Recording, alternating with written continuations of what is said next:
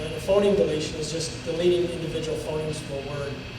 We have phoneme segmentation. We have phoneme segmentation and dynamic segmentation. In phoneme segmentations, we have them segment a word into phonemes. But then there's also evidence that this is a very difficult task for children who have dyslexia and for young children to even understand the process. So we do what's called a dynamic segmentation task, where we ask them to do the same task again, but we give them pointers on perhaps to kind of bump them up. It's that zone of proximal development Vygotsky notion. They're almost there, but how much do we have to help them before they get it? And so there's a number of prompts that we give them, and it's a pretty convoluted, long process to get to that, but it helps us to determine how far off they are from getting phonemic segmentation skills. Then we do sentence completion, which is a close task, C-L-O-Z-E, which is there's a missing word in the sentence and they have to tell us what the missing word is, which is not the greatest measure of comprehension, but when we're looking at doing a lot of tasks at one time and getting at least some measure of it, it's halfway decent. That's not great. And then spelling, we look at spelling. And with spelling, they get 2 points for if they spell the word correctly and 1 point if they do it phonetically correct. Because we want to know, at least are they able to understand the code well enough to get a phonetically correct spelling of it versus having no clue how to do it at all. So here are the tasks. You can see how many items are on each one of them. And we've looked at it. We just finished a pretty big study last year because we're interested in knowing how accurately parents could perform this particular test. Because we want it to be valid, and it's online, so parents could actually use it. But we want to know if parents could actually do it very well. And so we had one group, we had parents assess their child, and then a week or 2 weeks later, the parents assess their child again, which is a reliability to see how consistent the scores are. Then we had a parent do it at first, then we had a trained professional do it second. And then we had a trained professional do it first. And these are 4 different groups. And then the parent do it the second time, and then a trained professional first and last time. And we found actually the reliability was really high, but actually a little bit better for parents, which I was very shocked. Because I figured parents like, oh, you kind of got that, right? Because you know how we do with homework and stuff? No, let's erase that and put the right answer, So I figured parents might. Even though was it good for them, parents sometimes cannot help themselves to help their kids. It's like, you're not helping them that way. If you do this accurately, we'll figure out what's going on. So I was kind of surprised that it turned out that well. But those are the tasks of the reading screen. And then the normative sample, which you really don't need to know about. We had 2,300 kids. Right now we've probably assessed closer to 10,000 kids. It's 14 tasks, pretty accurate, and reliability seems to be pretty good. So identification procedures for ADHD, the diagnosis, these are the things you got to look at. I mean, ADHD is one of those scenarios that if you don't do these things, you're not doing it right. The absolute worst way to diagnose ADHD is to take your kid to your family practice physician or family physician and say, I think my kid has ADHD. And then the doctor says, well, let's give him 25 milligrams of Ritalin and see how it goes. Come back in 2 weeks and tell me. And the parents come back in 2 weeks and say, well, my kid's really focusing well now. Oh, it must have been ADHD. No. I could give each one of you guys 25 milligrams of Ritalin like half hour before you came here. All you'd be doing is paying attention to what I'm talking about. Because that's what it does. It turns on the reticular formation of our brain and gets us really focused on paying attention. Because it used to be said in the old days that if you gave a child who did not have ADHD medication, it would make him ADHD. No, it doesn't. I've got a friend, and you know him, Carrie knows him. And when he go to conferences, he has an inappropriate but a valid prescription from his doctor to actually take 20 milligrams of Ritalin in the morning when he goes to conferences. And he takes another in the afternoon, so he pays attention.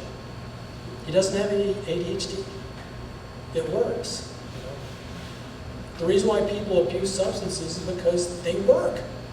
they make you feel better. Now, in the long run, it potentially makes you worse, but most people use drugs because they are effective. So, got to look at personal history. Need to do a medical examination, because there are a lot of other medical reasons why a person would have problems with attention that's not ADHD. Our psychological evaluation, behavioral ratings, which we do, and the continuous performance test. These are the things we look at in personal history, which you can just look at.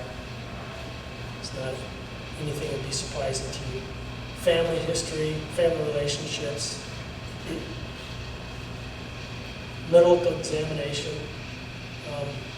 One of the things that is critical today, and I tell my students, I tell them when you get to be 25 to 30, you absolutely must go out and have your thyroid checked, because there's an epidemic of thyroiditis in the United States for females. Some of you guys might be having problems with thyroiditis right now and not knowing it. If you haven't ever been checked for your thyroid, you need to have it checked. Because the thyroid, our endocrine system does so much, but the thyroid is a huge one. It has a lot to do with our energy levels, has a lot to do with glucose levels in our blood, and how we retain fat and how we don't, and all kinds of stuff. And so, I mean, this is one of those things that needs to be checked. Any child, I have a friend who's been having some serious problems, depression, anxiety, and potentially bipolar issues. I said, have they checked her thyroid? No, no one's checked it. Like, oh, somebody needs to. Those things can play a role in that. We also need to look at seizure disorders, fetal alcohol spectrum disorders, all these types of things, anxiety, sleep disorders. Because if any of these things are present, it may be this and not ADHD. Psychological evaluation, we look at clinical interview, mental status exam, etc. Behavioral ratings, we talked about those. But the continuous performance test, you haven't seen that yet. And the nice thing about the TOVA, it gives you a lot of data, and it's objective data, so that it's really good. But here's what the test looks like. Actually, I got my white squares off. I was trying to center that, and I didn't apparently look at that. But actually, the white squares are in the middle at the top or the middle at the bottom. And what they're supposed to do, every time the target comes up, they click a thumb depressor. Every time the non-target comes up, they do not press the button. So here's what the task looks like. And this goes on for 22 solid minutes. Now, just do it yourself. When the target comes up, press the button as quickly and as accurately as you can. Oops. Not that easy, right? So it's a taxing task. There's no doubt about it. And 22 minutes is a long time to pay attention. And the issue is, with kids who have attentional issues, what happens to them is that they're able to do the task. What happens is they lose focus, and so their responding becomes quite variable in terms of speed. Sometimes they're right on the mark where they should be, and sometimes they're like, oh yeah, I should have pressed the button. So it's a little bit off. The first half of the task is a target sparse condition, which the target comes up one time for every 3.5 non-targets. So kids who have inattention, they're just, whoa, that's really hard because they hardly ever get to do anything. The other half of the task is 3.5 targets to every one non-target. So they're doing a lot of responding. So the kids who are impulsive, they have a hard time not pressing the button. They don't, but it takes longer for them to make a decision. And so the big variable in this particular task is response time variability.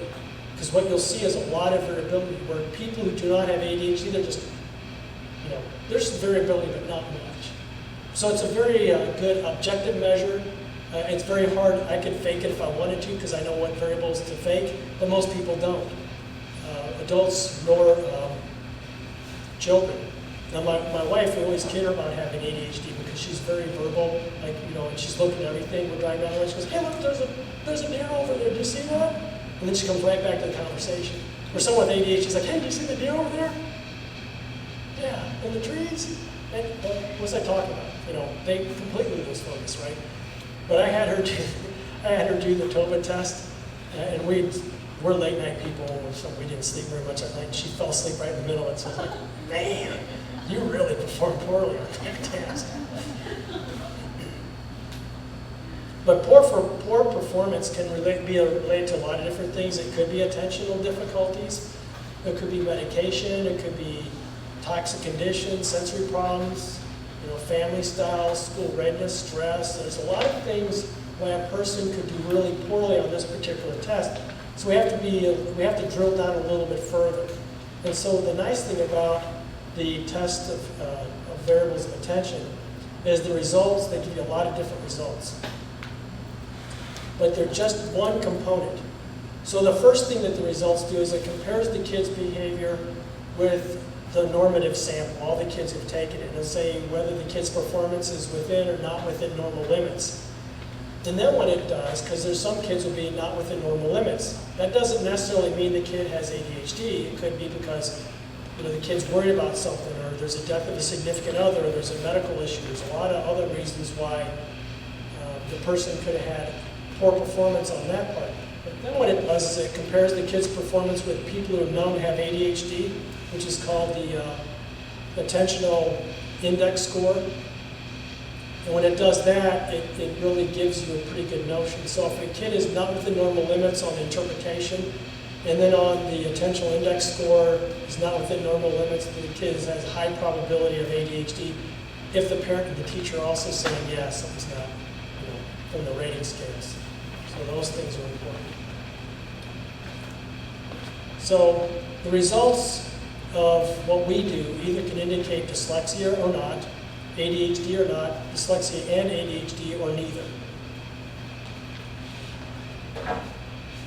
But they're usually looking at all these are pretty accurate. So any questions? Because I think we're probably running a little over on this one, but there's a lot more stuff to know.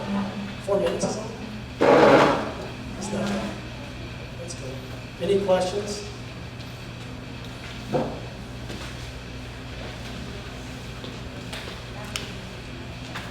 Huh? Louder?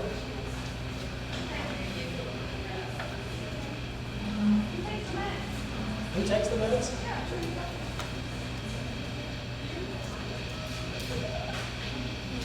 Some people think I should. Oh, no, not me. I can't tell you that. Well, you're a school secretary, you can figure that out.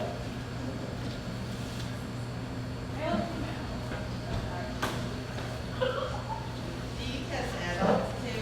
Yes. We test adults. Yep. And what we find fairly frequently is that adults look an awful lot like children in terms of full lateral processing skills. And so I the took the TOBA test.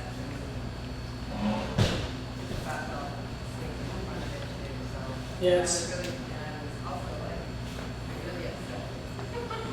I yeah. had no idea what I was doing as an adult, why I was doing it, but there wasn't another test after that. Yeah. Any other questions?